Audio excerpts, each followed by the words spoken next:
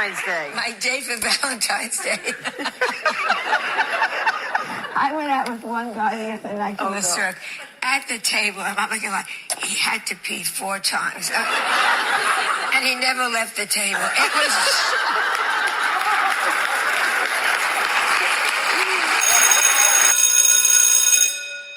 Good morning. It's Tuesday, Trump Tuesday, March the 3rd, and this is The True Conservative. Welcome to all the butchers, bakers, and candlestick makers out there.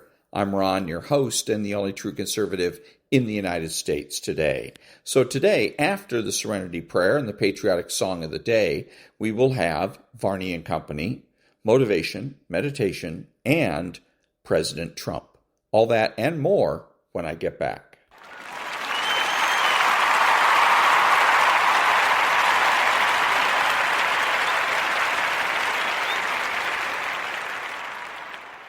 God, grant me the serenity to accept the things I should not change, the courage to change the things I should, and the wisdom to know the difference.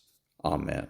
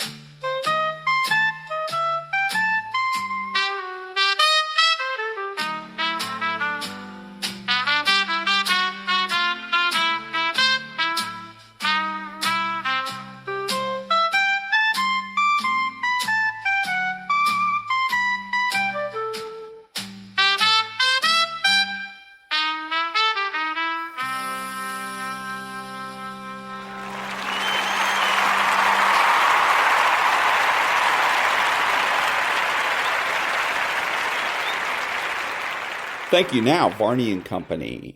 Varney and Company picks it up. Stu, take it away. All right. Good morning, Maria. Good morning, everyone. The Iran war is expanding. It is about to get more intense, and it's going to last weeks, not days. These developments. An Iranian drone has hit the U.S. embassy in Saudi Arabia. President Trump says he will retaliate. Other drones hit luxury hotels in the UAE and Bahrain and airports in Kuwait and Dubai. Gulf states not happy with that. They are considering now allowing U.S. forces to operate from their bases. The fight is going to get more intense. The president is sending more forces.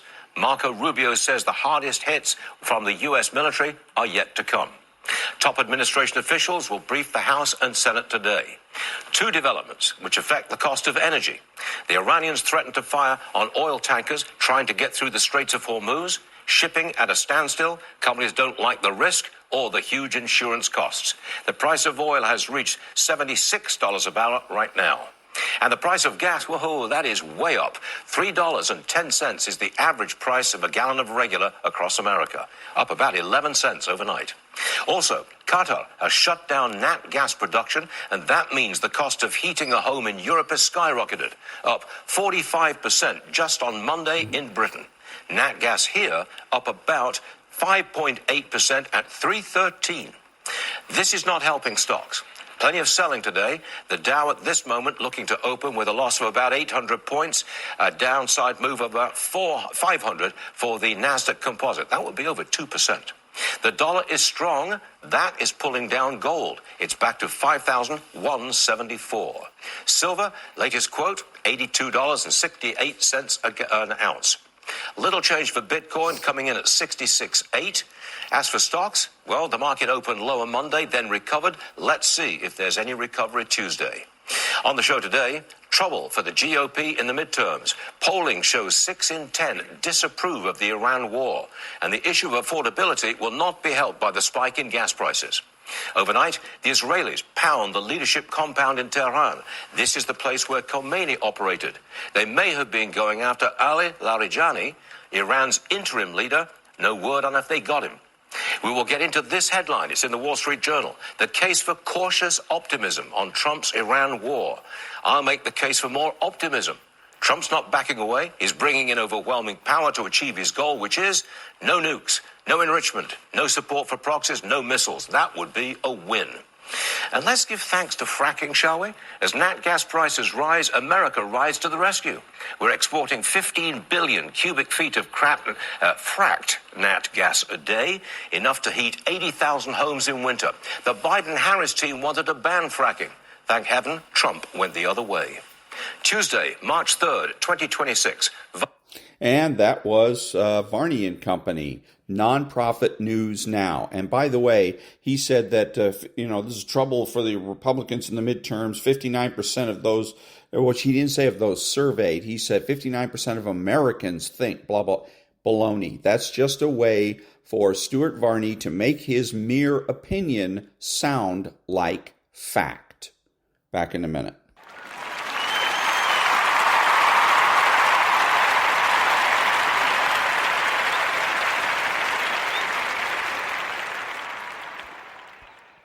One move, not a sit-up, not a plank, not a crunch, will tighten and flatten your stomach faster than anything else. And you can do it lying down on your back. The reason why your stomach looks soft and flabby has nothing to do with your body fat. You have a layer of something called fascia. It's like a gel-like web that wraps around your midsection like a built-in corset. When you don't use your fascia, it atrophies. The same thing happens on the back of the arms, where the back of the arm starts sagging. That is atrophy or a loss of the connective tissue, which is fascia. It gets loose. Dieting doesn't work on that. It's a structural connective tissue problem. This is exactly why people do like 200 sit-ups a day and still have a soft stomach. Sit-ups don't fix fascia. Crunches don't target fascia. Planks barely touch it. You need an exercise that creates cross-body tension, where the opposite arm and opposite leg are pulling away from each other. That is what fires up the deep fascial layer and makes it tight, like a corset around your midsection. When this fascia activates, it literally acts like a girdle from the inside. Everything kind of pulls in, the waist looks slimmer, your posture improves, your lower back pain will be much better as well. And then what I'm talking about is not weight loss. I'm talking about how to tighten the skin around your midsection, which is basically tightening this fascia. The name of the exercise I'm going to recommend is called Dead Bug. Yeah, that's right. It's a ridiculous name, but it works. It's called that because you look like a bug flipped on its back.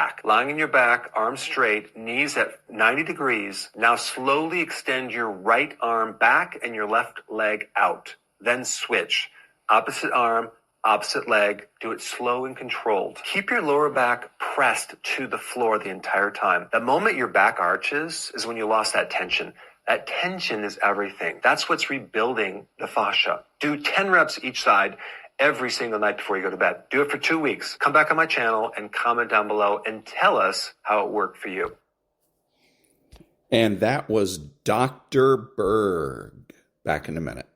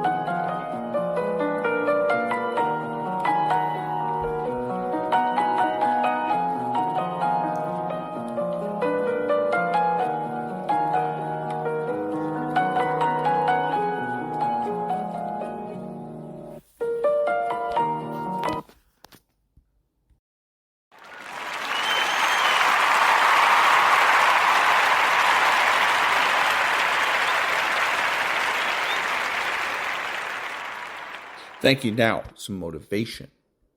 You are not where you want to be in your life right now.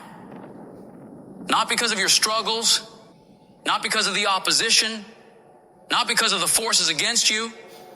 You are not where you want to be because of you. You are the only one who holds you back. It's all you.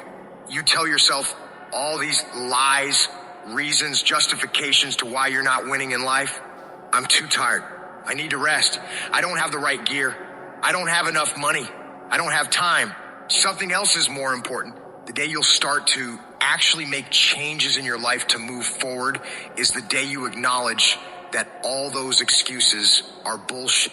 They're all fabricated lies to make you feel better about taking the easy road. And when you take the easy road, it'll be more comfortable. It'll make you feel warm and safe and not too stressed, but only in the short term. Long term, it'll create a nightmare. Things will begin to fall apart. But if you decide that you are willing to deal with those tedious, annoying, and hard tasks today that you know needs to be done, you start paving a road to a life that will be smooth in the long term. Doing what's easy makes life hard, but doing what's hard makes life easy. Stop taking the easy approach to everything.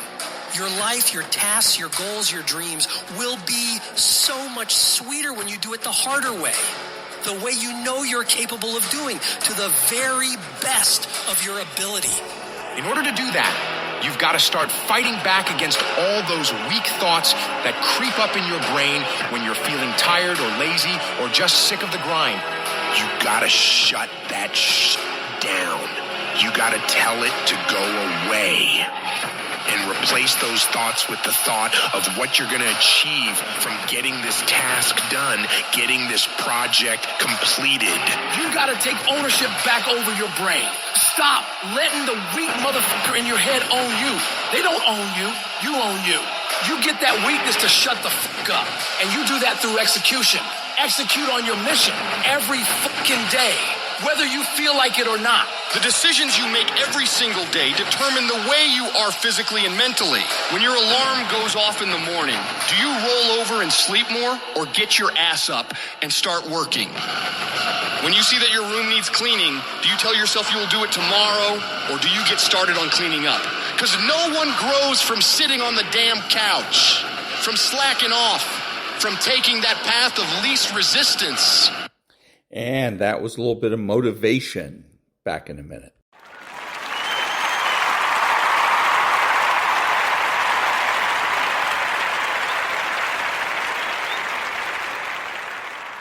Thank you. Now some meditation.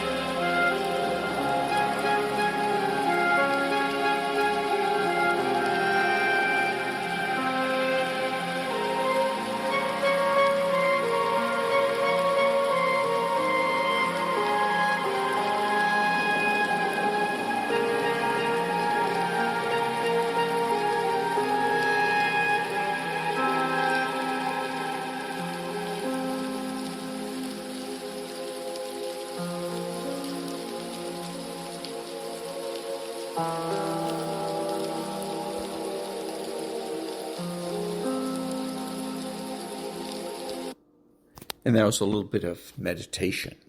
Back in a minute.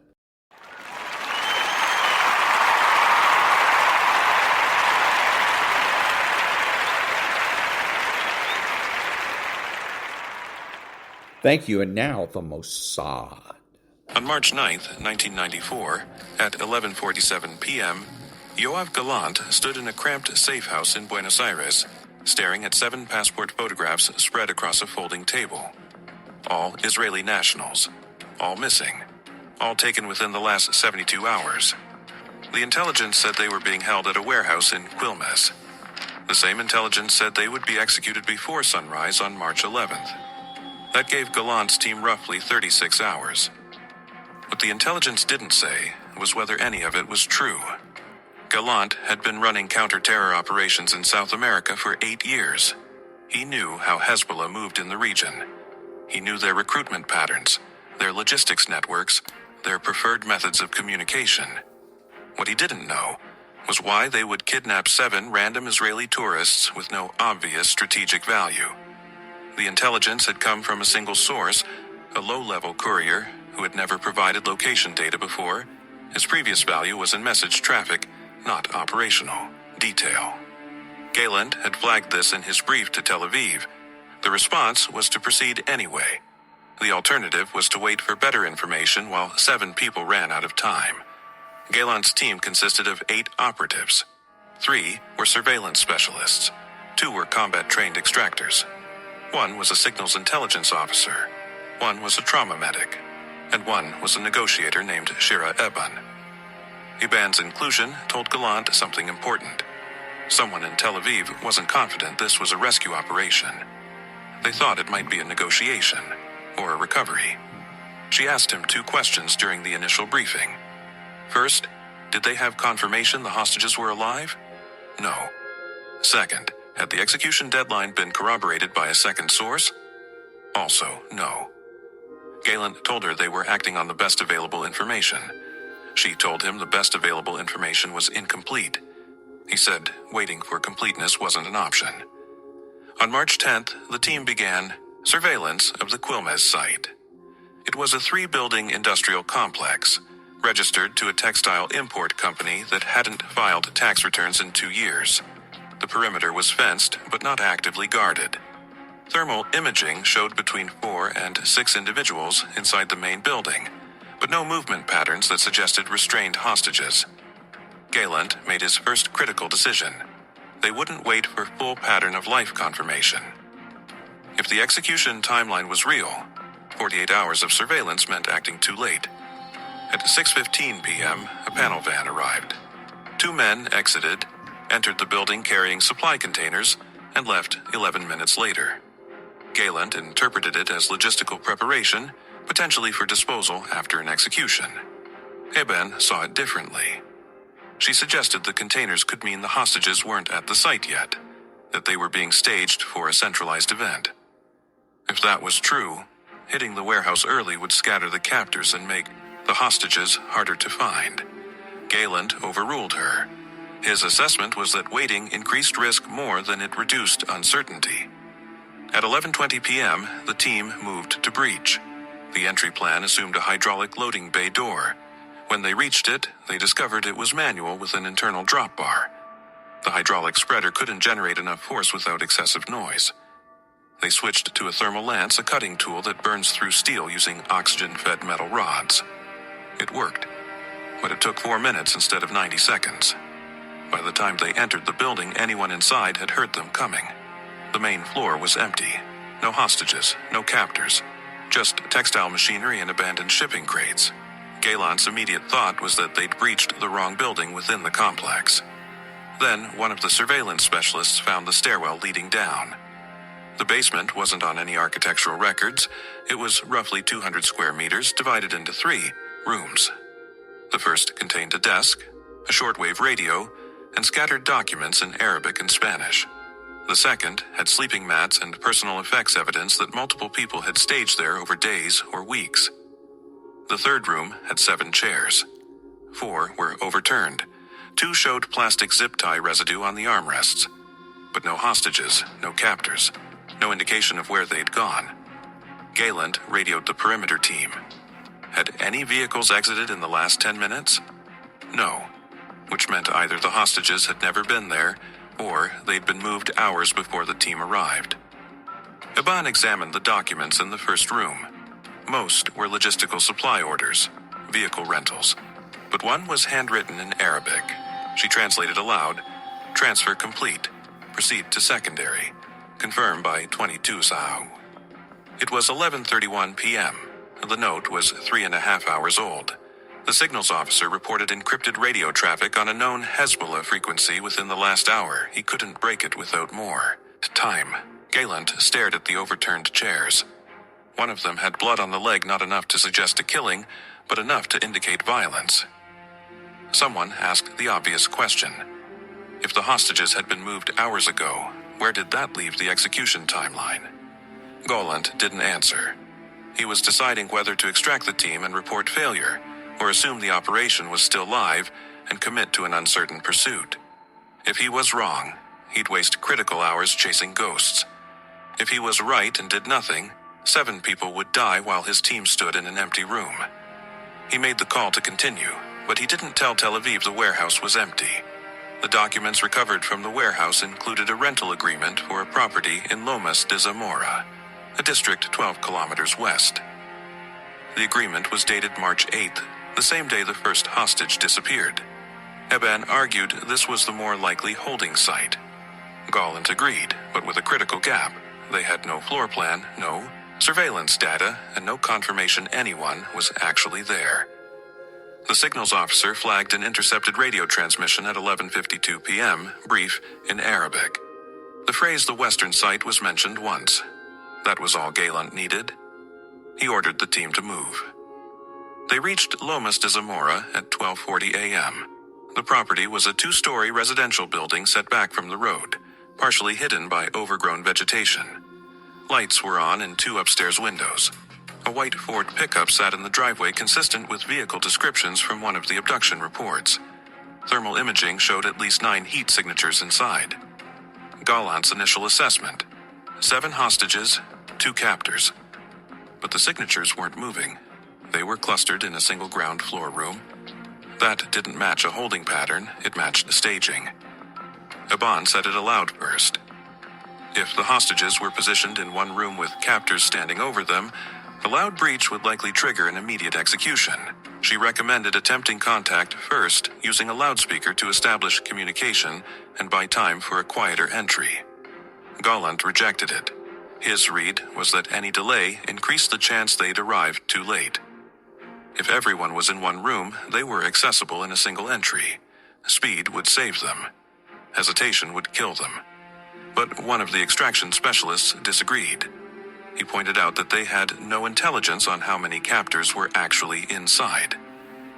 9 heat signatures could mean 2 hostages were already dead and 7 captors were waiting. Or it could mean 3 captors and 6 hostages. The thermal data couldn't distinguish. Gayland asked him what he recommended. The operative said, "We abort. Get real surveillance. Come back in 6 hours with actual information." Eban agreed. She said the blood on the chair in the warehouse could mean they'd already lost someone. Rushing a second breach based on another assumption could mean losing everyone. Gayland stood outside the building for 40 seconds without speaking. His team was splitting. Half wanted to abort, half wanted to move. The intelligence had been wrong once. It could be wrong again, but if it wasn't, if 7 people were inside that building waiting for a bullet, then walking away meant living with a decision he couldn't reverse. He gave the order to breach.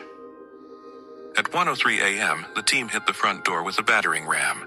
The frame splintered in one strike.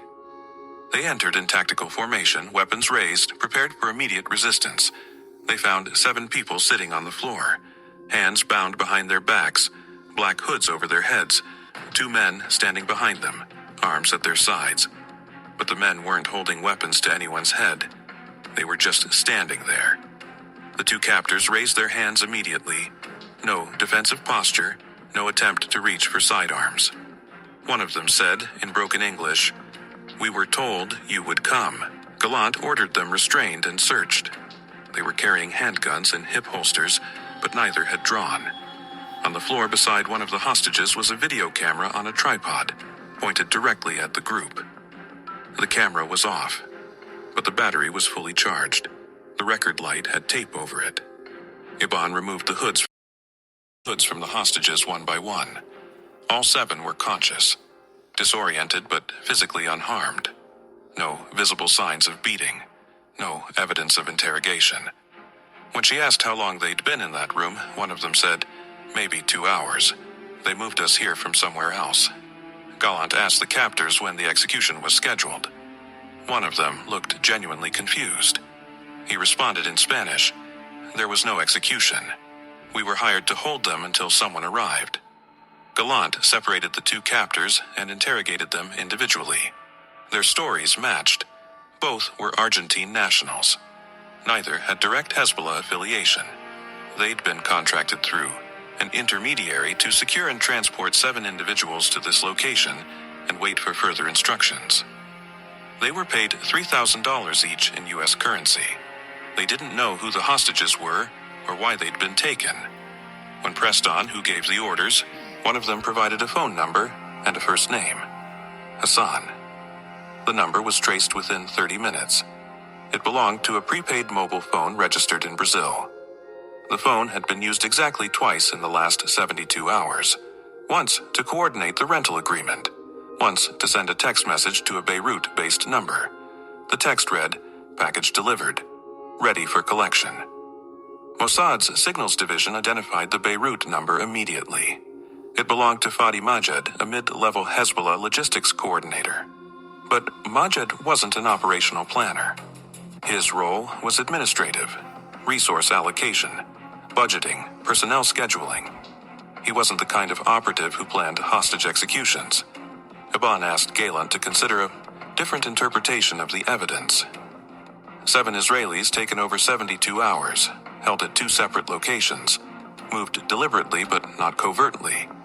No interrogation, no ransom demand, no public statement, and captors who seemed to be waiting for something rather than preparing for something.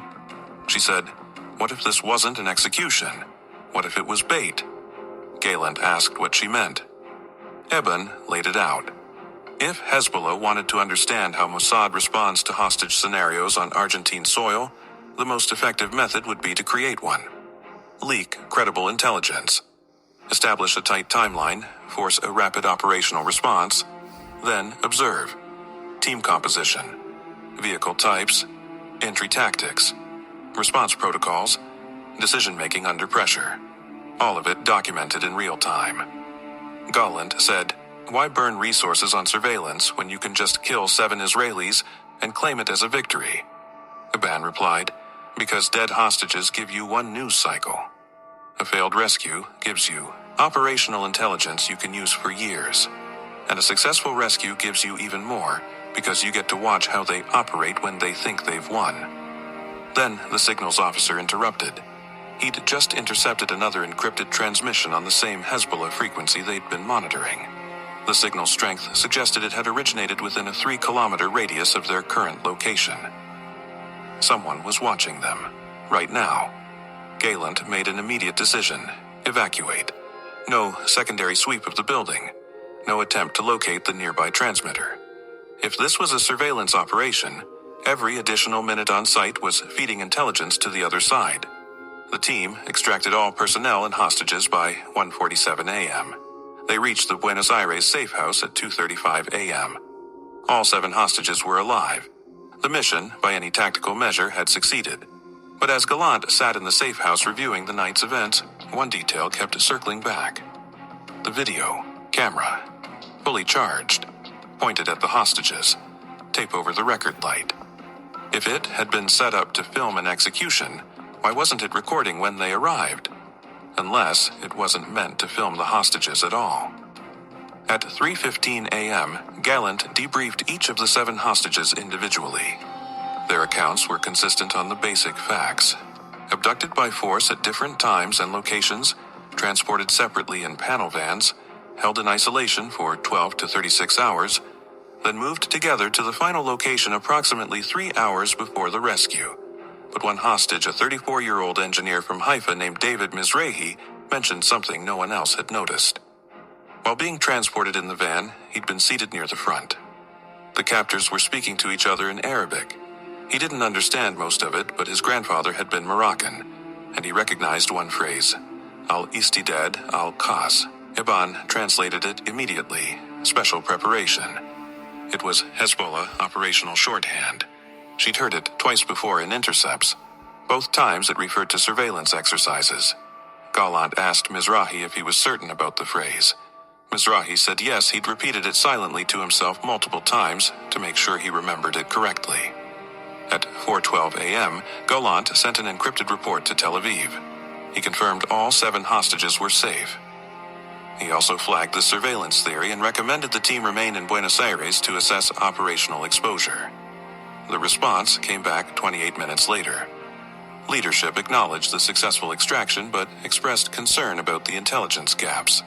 They authorized a 72-hour assessment period. During that window, the team was to conduct counter-surveillance sweeps and determine whether their operational profile had been compromised. Gallant assigned 2 surveillance specialists to begin monitoring Israeli-linked sites across Buenos Aires synagogues, the embassy district, community centers. If Hezbollah had been observing the rescue, they'd likely maintain observation on related targets. Iban told him she thought he was underestimating the scope. She said if this had been designed as a surveillance operation, Hezbollah wouldn't just watch the rescue itself. They'd watch the aftermath. How the team moved post-operation, where they staged, how they communicated with Tel Aviv, whether they changed protocols after realizing they'd been observed. Gallant asked her what she recommended. She said, "Assume everything we did tonight was recorded. Assume they know our faces, our vehicles, our entry methods, and assume they're still watching." He asked if she thought they should extract immediately, get the hostages out of Argentina within 24 hours, and dissolve the team. She said yes, but she also said it might already be too late. On March 11th at 9:30 a.m., one of the surveillance specialists reported activity at the AMIA building, the Jewish Community Center in central Buenos Aires. A man, matching the description of a known Hezbollah affiliate, had been observed conducting what appeared to be a photographic survey of the building's perimeter. He'd spent 11 minutes walking the block, stopping at 3 different angles, holding a camera but not obviously taking pictures. Gallant ordered the operative to maintain distant observation but not to engage. If this was part of the surveillance network, confronting him would only confirm that Mossad knew they were being watched. At 11:05 a.m., a second sighting. Different individual, same behavior. This time outside a synagogue in the Belgrano district. The man spent 8 minutes examining entry points and sight lines. Gallant called an emergency team meeting. He told them the working theory was no longer theoretical, it was confirmed. Hezbollah had used the hostage scenario to draw out an operational response, and they were now conducting follow-up, reconnaissance on Jewish targets across the city. One of the extraction specialists asked the obvious question, should they engage? If Hezbollah was actively surveilling sites, that meant they were planning something. Observing without acting meant allowing preparation for a future attack. Gallant faced the same decision structure he'd faced 12 hours earlier. Act on incomplete information, or wait for clarity that might come too late. Eben argued for immediate engagement. She said if they had the visual confirmation of Hezbollah operatives conducting site surveys, that was enough. Detain them, interrogate them, break the operational chain before it progressed. But Gallant hesitated. If they detained the operatives, Hezbollah would know their surveillance had been detected. That would burn whatever residual intelligence value remained in the operation. It would also confirm that Mossad had a functional presence in Buenos Aires, something that, up until the previous night, may not have been certain. He decided to continue observation without engagement. He told the team they would document the surveillance activity, identify as many operatives as possible, and pass the intelligence to Argentine authorities for action. Eben asked him if he trusted Argentine authorities to act on it. He didn't answer. At 2:40 p.m., the signals officer reported another intercepted transmission. This one was longer nearly 90 seconds, still encrypted, but the traffic pattern suggested coordination between multiple parties. The transmission originated from somewhere in central Buenos Aires. It was followed, 6 minutes later, by a response transmission from a location approximately 18 kilometers south. Galant asked if there was any way to decrypt it. The signals officer said not, without bringing in additional resources from Tel Aviv, which would take at least 48 hours. By 6 p.m. on March 11th, the surveillance team had identified 3 separate individuals conducting reconnaissance at 4 different Jewish sites across Buenos Aires. All 3 matched known profiles in Mossad's Hezbollah database. None of them appeared to be communicating with each other directly, which suggested compartmentalized tasking. Galant updated Tel Aviv with the findings. The response was unambiguous: do not engage, document and monitor only. The Israeli government did not want a confrontation on Argentine soil that could escalate into a diplomatic incident. On March 12th, the reconnaissance activity stopped. No further sightings, no additional transmissions. The 3 identified operatives vanished from observable patterns. Galant interpreted this as a positive sign. He believed the surveillance phase had concluded and Hezbollah had moved to operational planning elsewhere, likely outside Argentina. Eban disagreed. She said the sudden cessation of visible activity didn't mean the operation had ended. It meant it had moved to a phase where visibility was no longer necessary. She told Galant that everything Hezbollah needed to know, they now knew. On March 13th, Galant received authorization to extract the team. All 7 hostages were relocated to safe transit points and returned to Israel over the following 48 hours. The operation was classified as a tactical success. Internal reviews noted the intelligence failures but praised the decision-making under uncertainty. Galant filed his final report on March the 16th. In it, he acknowledged the surveillance theory, but stated that without direct evidence of compromised protocols, he couldn't conclusively determine operational exposure. 4 months later, the evidence arrived. On July 18, 1994, 4 months and 5 days after Operation Baram Night, a Renault traffic van packed with approximately 275 kilograms of ammonium nitrate explosives detonated outside the Aamia Jewish Community Center in Buenos Aires. The blast occurred at 9:53 a.m. during morning activities. 85 people were killed. More than 300 were injured. The 7-story building partially collapsed. It remains the deadliest terrorist attack in Argentine history. Argentine intelligence spent 2 years investigating the bombing. In 1996, a sealed report was shared with Israeli officials. The report concluded that while Hezbollah had been planning an attack on Jewish targets in Buenos Aires since late 1993, the tactical execution timing, target selection, entry route analysis, and security gap exploitation showed evidence of updated intelligence gathered in early 1994. Specifically, the attackers had known 3 things that weren't publicly available. The AMI building's perimeter security operated on a rotating schedule with a 7-minute gap during shift changes. Israeli security personnel in Buenos Aires prioritized embassy sites over community centers, and Mossad's emergency response protocol involved delayed perimeter sweeps to avoid the compromising surveillance positions. All 3 of those operational details had been observable during the march. Hostage rescue. Mossad's internal review began in August 1994. The inquiry was led by a senior operations officer who had not been involved in Baram Night. He interviewed all 8 team members individually. He reviewed every decision point, every communication with Tel Aviv, every intercept, every surveillance log. His conclusion, delivered in a classified brief in November 1994, was direct. The March operation had provided Hezbollah with a real-time case study in Israeli counter-terror response.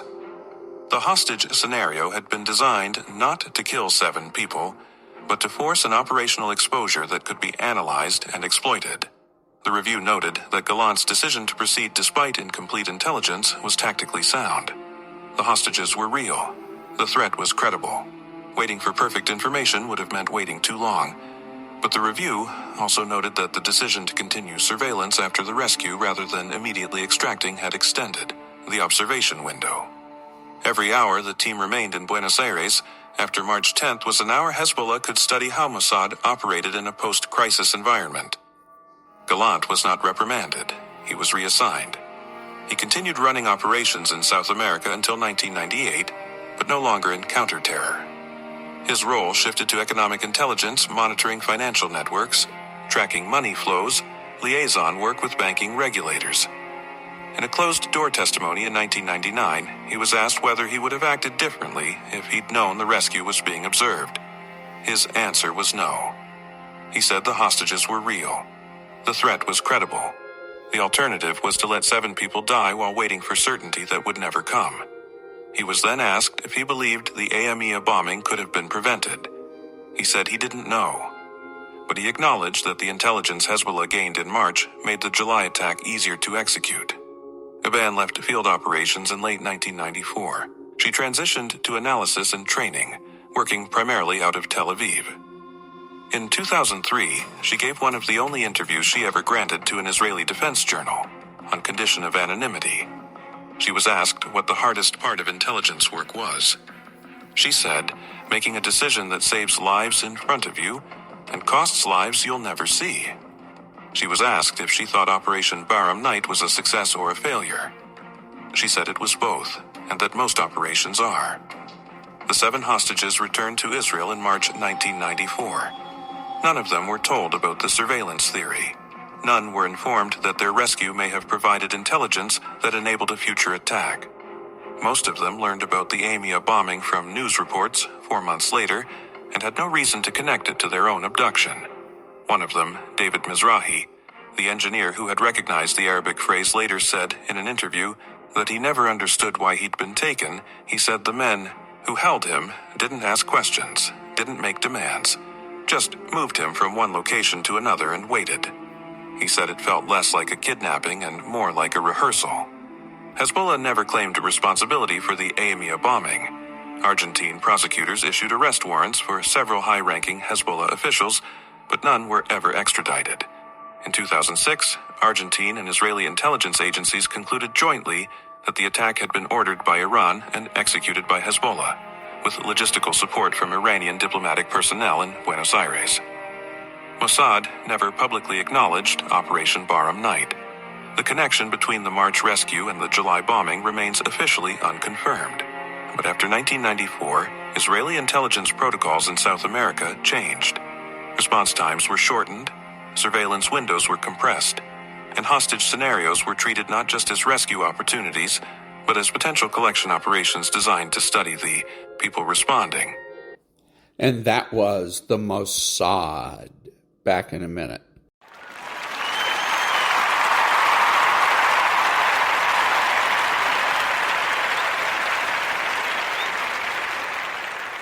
Part 3.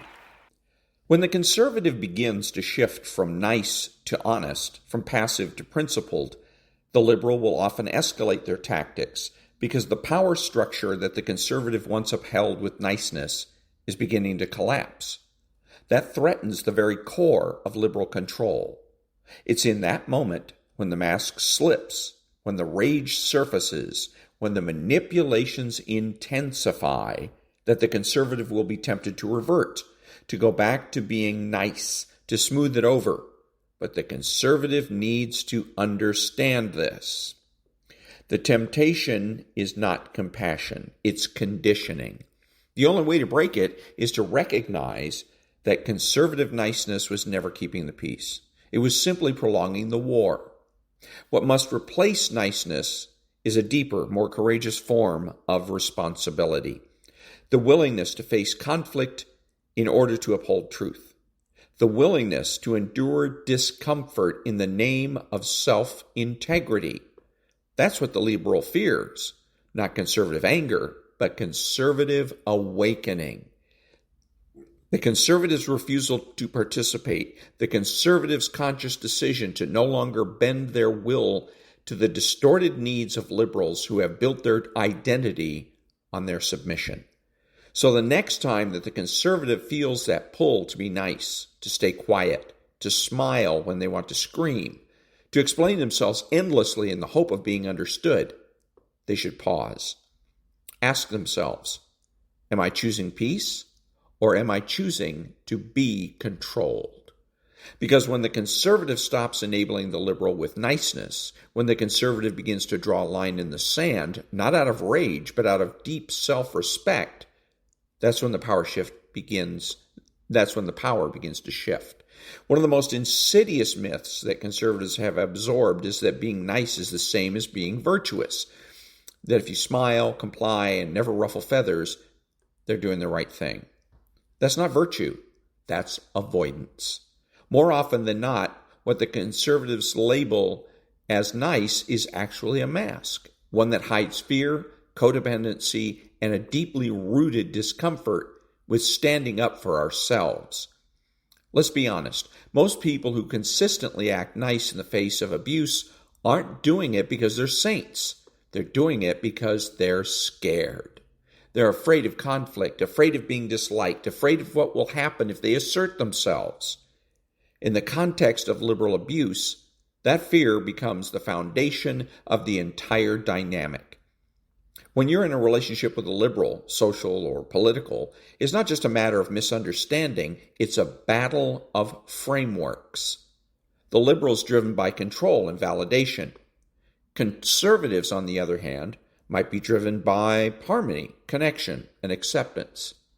So, what happens when these forces collide? Conservatives start giving and liberals keep taking. That imbalance grows rapidly, and the conservatives' niceness, their reluctance to say no and to challenge becomes the very mechanism that allows the liberal to dominate. The reason that this niceness continues isn't because the conservative is too good.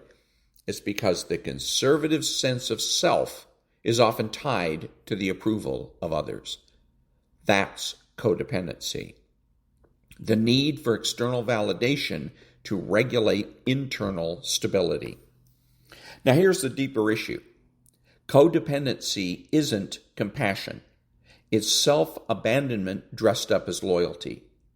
Conservatives begin to think that they're doing right by staying quiet, absorbing blame, by fixing what they didn't break, but really they're just disappearing. Slowly, willingly. And that disappearance isn't a noble sacrifice. It's a psychological escape from the responsibility of selfhood. Liberals are experts at identifying people like this. They can sense, often unconsciously, who will make themselves small, who will carry the emotional weight, who will flinch first. And the liberal doesn't admire the conservative's niceness. They exploit it because the inability to enforce boundaries doesn't signal kindness. It signals utility. The conservative is useful when being compliant and disposable when they aren't. So let's be clear. Being agreeable in a situation that demands strength is not the moral high ground. It's a symptom of an underdeveloped sense of self. That's why so many victims of liberal abuse feel confused. They believe that they were doing everything right. They were accommodating, patient, and forgiving. But instead of being met with respect or appreciation, they're met with more manipulation, more lies, more emotional violence. Why? Because what the liberal respects, what any predator respects, is not submission, but strength. Niceness, especially when it's compulsive, reads as weakness. To break this cycle, the conservative doesn't need to become harsh or cruel. They need to become honest. Honest about why the conservative is afraid of conflict, and honest about the emotional cost of keeping the peace. Honest about how much time the conservative has spent managing the liberal's reactions rather than expressing the conservative's own reality. Niceness, when it's paired with boundaries, that's grace. But niceness that's automatic and reactive, that's fear. That's a strategy for not being abandoned, not being attacked, not being rejected. That strategy, while it might once have kept the conservatives safe, is now destroying the conservative's ability to live a life rooted in integrity. So the question is not, are you as a conservative being nice? The question is, are you being real? Are you showing up with truth, with courage, with the willingness to say, I will not abandon myself to make the liberal comfortable? Because when the conservative stops masking their fear with niceness, when they let go of the illusion that compliance will earn them approval, something powerful happens. The conservative begins to reclaim themselves. Their time, their energy, their dignity. They stop being a character in the liberal story and start writing their own. The liberal will notice. They'll push back. They'll accuse the conservative of being selfish and cold. That's not a sign that they're doing something wrong. That's a sign that the dynamic is breaking. That's a sign that the conservative is waking up. The truth is that the conservatives' niceness was never protecting them. It was simply postponing the inevitable. The day that the conservative chooses courage over comfort is the day that the healing begins. Back in a minute.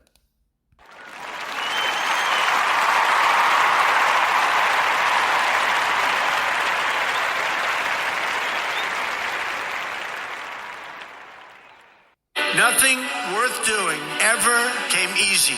Treat the word impossible as nothing more than motivation. Never, ever quit. Never quit.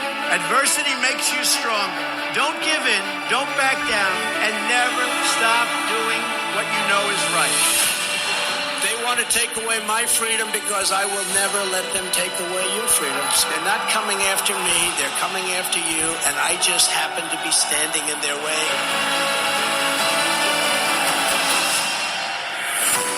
When they couldn't beat him, they tried to bankrupt him. President Trump is back in a New York City court. When that didn't work, they tried to put him in federal prison. Raided by the FBI. When that didn't work, they even tried to kill him. He just tried to kill President Trump. Donald Trump still stands, ready to fight, ready to win, and ready to make America great again. This is Donald Trump's house, brother. This election, we all get to choose. I'm going to choose real American leadership and a real American values. The 45th and soon to be 47th President Donald J. Trump.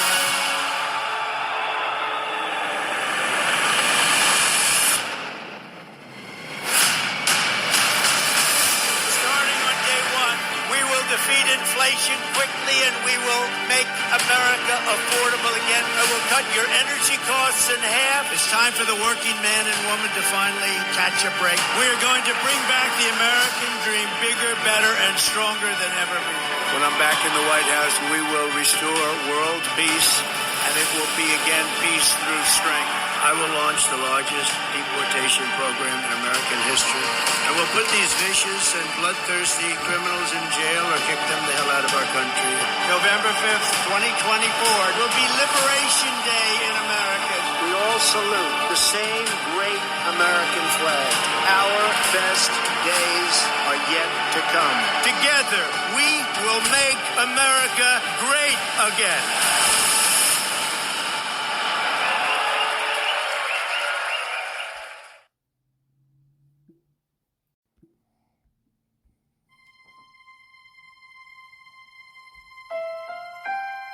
America is a land of heroes, a place where greatness is born, where destinies are forged, and where legends come to life.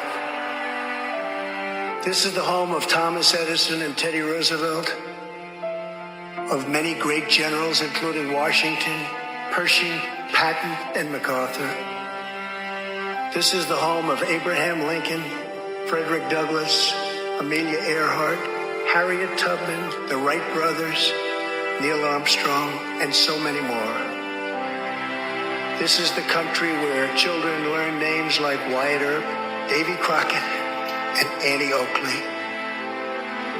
This is the place where the Pilgrims landed at Plymouth and where Texas patriots made their last stand at the Alamo. The American nation was carved out of the vast frontier by the toughest, strongest, fiercest, and most determined men and women ever to walk on the face of the earth. Our ancestors braved the unknown, tamed the wilderness, settled the Wild West, lifted millions from poverty, disease, and hunger, vanquished tyranny and fascism, ushered the world to new heights of science and medicine, laid down the railroads, dug out the canals, raised up the skyscrapers.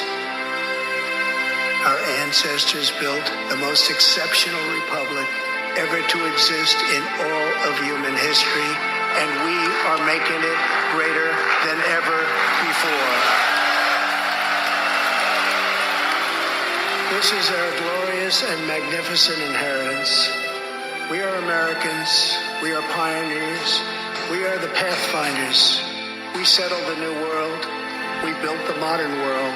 And we changed history forever by embracing the eternal truth that everyone is made equal by the hand of Almighty God.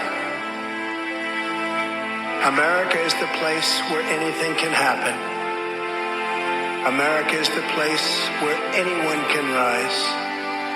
And here, on this land, on this soil, on this continent, the most incredible dreams come true.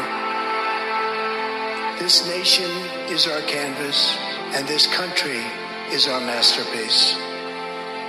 We look at tomorrow and see unlimited frontiers just waiting to be explored. Our brightest discoveries are not yet known. Our most thrilling stories are not yet told.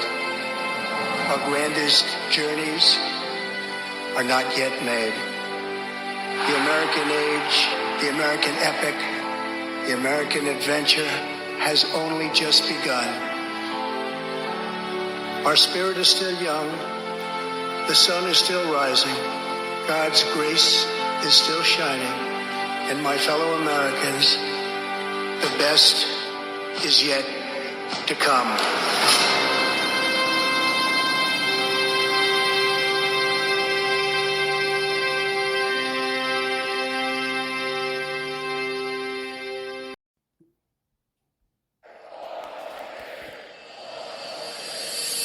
This is a movement like we've never seen in the history of our country. Wisconsin is Trump country. And that's what this fight is all about. We're taking on the failed political establishment and restoring government of, by, and for the people. It's the people. You're the people. You won the election. We love this country. We love Donald Trump. Promises made, promises kept. We support President Trump. This is epic. Donald Trump is our president. With every last ounce of heart and hope and sweat and soul, we are going to make our stand. We are going to stand for liberty. We are going to stand for justice. We are going to stand for freedom. And we are going to stand for the sacred rights given to us by the hand of Almighty God. You joined our movement, the greatest movement in the history of our country. You protected your family. You defended your dignity. You recaptured your destiny. And you took back your country with that great election 2.5 years ago. We are one united movement, one united people, and one United States of America. Ladies and gentlemen, please welcome the President of the United States, Donald J. Trump.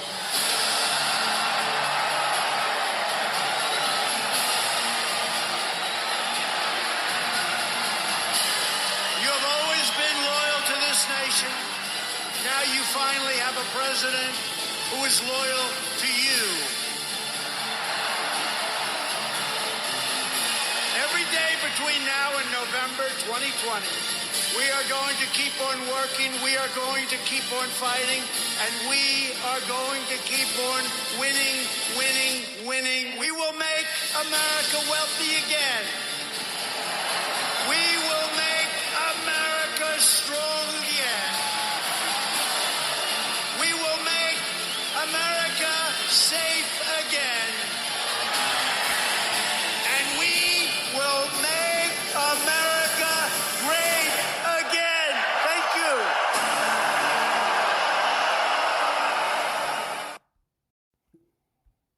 If I give you one message to hold in your hearts today, it's this. Treat the word impossible as nothing more than motivation. Relish the opportunity to be an outsider, because it's the outsiders who change the world and who make a real and lasting difference. The more that a broken system tells you that you're wrong, the more certain you should be that you must keep pushing ahead. You must keep pushing forward. Our movement is about replacing a failed and corrupt political establishment with a new government controlled by you, the American people. The Washington establishment and the financial and media corporations that fund it exist for only one reason: to protect and enrich itself. In America, we don't worship government, we worship God. My administration will always support and defend your religious liberty. There is nothing that we cannot do. There is absolutely nothing we cannot match. There is no challenge that you will let us down. You will never let us down. The people of Ohio will never let us down. This towering American spirit has prevailed over every challenge and lifted us to the summit of human endeavor. At no time before have voters faced a clearer choice between two parties, two visions, two philosophies, or two agendas. This election will decide whether we save the American dream or whether we allow a socialist agenda to demolish our cherished destiny.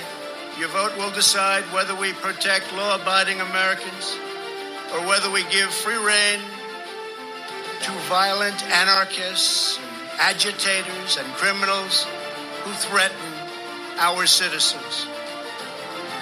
And this election will decide whether we will defend the American way of life or whether we will allow a radical movement to completely dismantle and destroy it. Our radical Democrat opponents are driven by hatred, prejudice, and rage. They want to destroy you, and they want to destroy our country as we know it.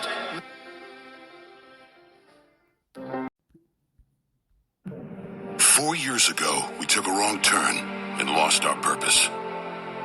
We lost the strength that makes Americans who we are. If we dared to speak the truth, it was called hate speech, and our values were labeled shameful. That's when everything we care about fell apart. We surrendered our borders, our paychecks, and our courage. Our patriotism was called toxic. Men could beat up women and win medals, but there was no prize for the guy who got up every day to do his job. Now we're being asked to settle for the way things are. And we're wondering if America can make a comeback. We can, because we've done it before. When we get knocked down, we don't stay down. We get up again. We fight. We fight. We fight." I'm Donald J. Trump, and I approve this message. What will we do with this moment? How will we be remembered? Look at the opportunities before us. This election really isn't about the left versus the right. It's about we the people choosing our government and the choice between freedom versus tyranny. Nobody has a chronic disease burden like we have. Why are we allowing this to happen to our children? Ultimately, the only thing that will save our country is if we choose to love our kids more than we hate each other. What is going on here is deeper than politics. It is deeply spiritual. We are being called to rise above the hatred and the fear and the evil.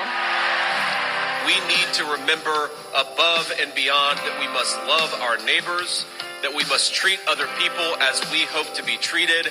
You want to be a rebel? You want to be a hippie? You want to stick it to the man? Show up on your college campus and try calling yourself a conservative. America is going to reach heights that it has never seen before. The future is going to be amazing.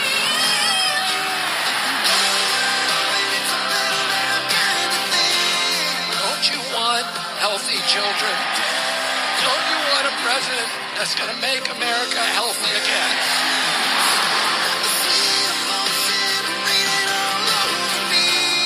I come to you today as a former Democrat. I will be a first-time Trump voter tonight.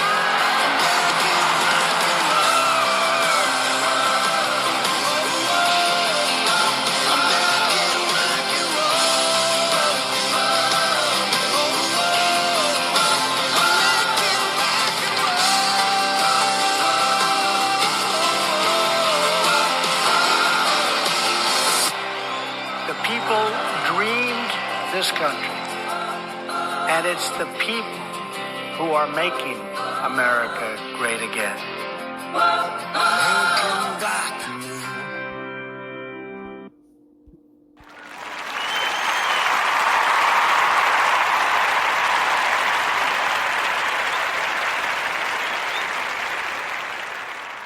Thank you. This is Ron, your host, the only true conservative in the United States today, bidding adios to all the butchers, bakers, and candlestick makers out there, and reminding you that you're not neutral and that the government has no rights.